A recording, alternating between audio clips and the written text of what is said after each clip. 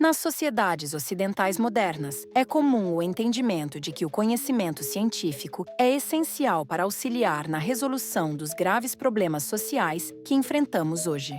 Porém, cientistas de renome de diferentes áreas que estudam este assunto afirmam que a ciência não tem conseguido dar essa contribuição. Eles sugerem que a ciência e os cientistas precisam reexaminar seus objetivos e sua forma de atuação. Muitos deles propõem aproximar a ciência da sociedade de forma colaborativa e simétrica, com foco na redefinição conjunta de problemas e na geração de soluções situadas. Contudo, implementar estes tipos de abordagens, conhecidas como coprodução transdisciplinar, não é trivial.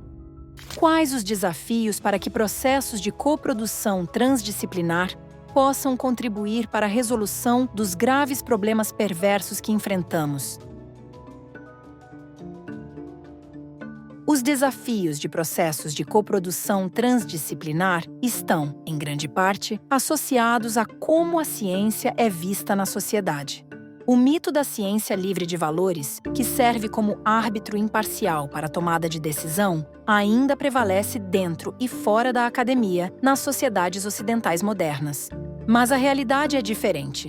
A ciência não é isenta de valores. Cada disciplina científica delimita certos fenômenos de interesse e formas de abordá-los, o que influencia diretamente os fatos, informações e valores que são priorizados nos seus estudos e no conhecimento gerado. A ciência também não dita certo e errado, bom e ruim. Ou seja, seus resultados não servem para resolver conflitos de interesses entre grupos sociais com diferentes valores. Esse papel cabe à política, entendida de forma ampla como o conjunto de atividades associadas com a tomada de decisão em grupos humanos. Assim, acordos a respeito do que é valorizado e do que deve ser priorizado, seja em comunidades, organizações ou nações, estão no campo político. A ciência, como fonte de conhecimento, pode ajudar a esclarecer as questões que estão em jogo para iluminar os debates, negociações e acordos. Mas ela só pode contribuir efetivamente para a resolução de problemas sociais que são factualmente complexos e normativamente ambíguos, uma vez que tenham sido estabelecidos acordos sobre o que é o problema. O mito da ciência livre de valores, capaz de atuar como um árbitro neutro na tomada de decisão, se soma à ideia de que a ciência deve estar protegida numa torre de marfim. Esta ideia é reforçada pelas políticas científicas estabelecidas após a Segunda Guerra Mundial, que estabeleceram um modelo de governança da ciência em que a ciência se autorregula. Segundo este modelo, os cientistas devem atuar de forma autônoma e independente, isolados das pressões da sociedade, livres para avançar o conhecimento abstrato e generalizável. Este modelo assume que o simples acúmulo de conhecimento científico básico levaria automaticamente ao uso desse conhecimento para resolver os problemas da sociedade. Essas formas comuns de enxergar a ciência nas sociedades ocidentais modernas têm consequências importantes. Ver a ciência como livre de valores, como um árbitro imparcial que decide questões normativas, protegida das pressões da sociedade, autônoma e como uma autoridade, gera certas crenças. Uma delas é a ideia de que a ciência é a única maneira de criar conhecimento válido. Isso leva à desvalorização de outras formas de conhecimento. Além disso, essa visão faz com que se acredite que questões normativas, ligadas a valores, não afetam a ciência. E, pior, que são irrelevantes na tomada de decisão, que poderia ser baseada apenas no conhecimento científico. Como essas crenças são bastante arraigadas, mesmo em grupos colaborativos de coprodução transdisciplinar, cientistas acabam tendo uma posição de privilégio e maior poder em relação a outros atores. Isso cria dificuldades para estabelecer relações horizontais e simétricas dentro desses grupos. Também torna mais difícil valorizar outros tipos de conhecimento, como o estratégico e o experiencial. No entanto, esses conhecimentos são essenciais nessas abordagens, que buscam justamente integrar saberes acadêmicos e não acadêmicos, diferentes expertises, perspectivas e valores. Por consequência, este maior privilégio e poder dos cientistas nestes grupos acabam dificultando a redefinição dos problemas a partir de diferentes perspectivas e valores, outro aspecto fundamental dessas abordagens. Além da maneira como a ciência e os cientistas são percebidos, outro fator-chave que torna as abordagens de coprodução transdisciplinar desafiadoras está na forma como os cientistas e outros profissionais são formados e avaliados. Na ciência, a formação e avaliação dos pesquisadores focam principalmente na produção de artigos científicos. Isso incentiva a comunicação com seus pares, mas não com outros setores da sociedade. Esse enfoque não favorece o desenvolvimento das habilidades de diálogo e mediação necessárias para os processos de coprodução. Também não estimula a disposição para o engajamento nesses processos. Além disso, esses processos exigem tempo e dedicação, mas não geram produtos que sejam valorizados na academia.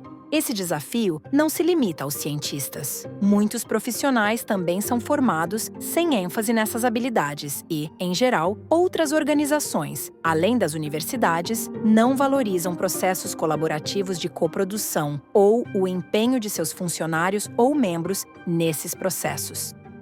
Desta forma, é comum que as pessoas envolvidas em processos de coprodução não recebam incentivos institucionais para desenvolvê-los. Muitas vezes, elas não compreendem o processo ou têm diferentes entendimentos sobre o que ele é e o que se espera dele. Além disso, elas podem não ter a experiência e as habilidades necessárias para conduzi-lo. Isso dificulta o engajamento, o diálogo e a colaboração, criando conflitos latentes que não são resolvidos. Portanto, facilitar processos de coprodução exige mudanças estruturais. Primeiro, é necessário modificar as organizações e os arranjos institucionais para que incentivem e valorizem a participação e o engajamento dos diferentes atores. Em segundo lugar, é preciso reformular a formação de cientistas e outros profissionais. Eles precisam aprender a lidar com as diferenças culturais relacionadas a valores, expectativas, linguagem, atitudes e comportamentos distintos que existem entre cientistas e outros participantes.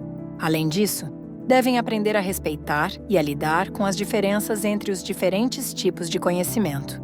Por fim, outro desafio vital das abordagens de coprodução transdisciplinar é reconhecer e lidar com as assimetrias de poder e os diferentes interesses e riscos, e articular as diferentes habilidades e autoridades dentro destes grupos colaborativos. Para isso, dois aspectos são essenciais. Em primeiro lugar, é necessário criar espaços onde haja liberdade de contestação e pluralismo nas decisões. A criação desses espaços leva tempo e requer esforço e cuidado. É importante criar laços de confiança, senso de pertencimento, cooperação e reciprocidade entre os participantes, o que só é possível quando se reconhece a autonomia, a capacidade, a agência e a relevância de cada um. A empatia, isto é, procurar entender o outro a partir da sua perspectiva, e a honestidade, que envolve expressar genuinamente e claramente nossas necessidades e pedidos, são fundamentais nesse processo.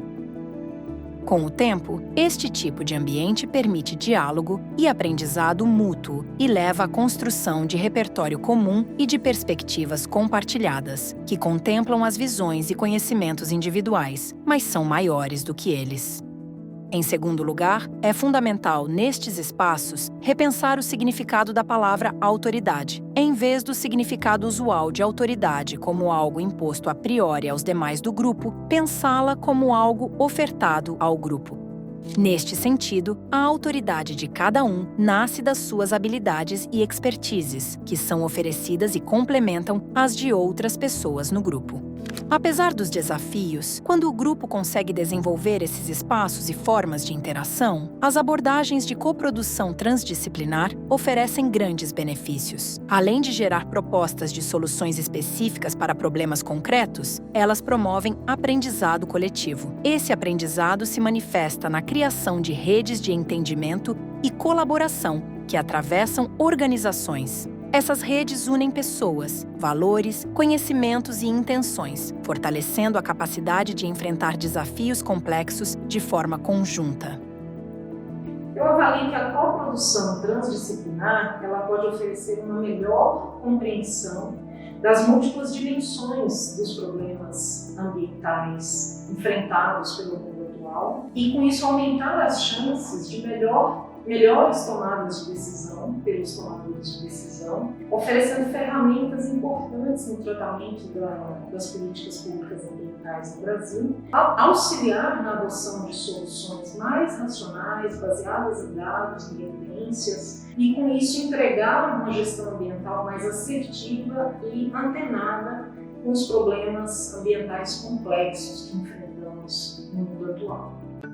Em síntese, os desafios das abordagens de coprodução transdisciplinar como estratégia para a resolução de problemas perversos estão associados à necessidade de transformar como a ciência é vista nas sociedades ocidentais modernas, isto é, como livre de valores, como um árbitro imparcial que decide questões normativas, como algo a ser protegido das pressões da sociedade e como autônoma e uma autoridade. Estas visões da ciência levam à crença de que a ciência é a única forma de criar conhecimento válido e a uma desvalorização de outras formas de conhecimento. Outra questão-chave se relaciona à necessidade de mudanças estruturais. Primeiro, nas organizações e nos arranjos institucionais, para que viabilizem e valorizem a participação e o engajamento dos diferentes atores. Segundo, na forma de treinar cientistas e outros profissionais, para que estes aprendam a lidar com as diferenças culturais entre cientistas e outros atores envolvidos, e que respeitem as diferenças entre tipos distintos de conhecimentos. Por fim, outro desafio vital das abordagens de coprodução transdisciplinar é o esforço e cuidado necessários para a criação de espaço de livre contestação e de pluralismo nas decisões dos grupos, de modo a reconhecer e lidar com as assimetrias de poder e os diferentes interesses e riscos, e articular as diferentes habilidades e autoridades dentro destes grupos colaborativos.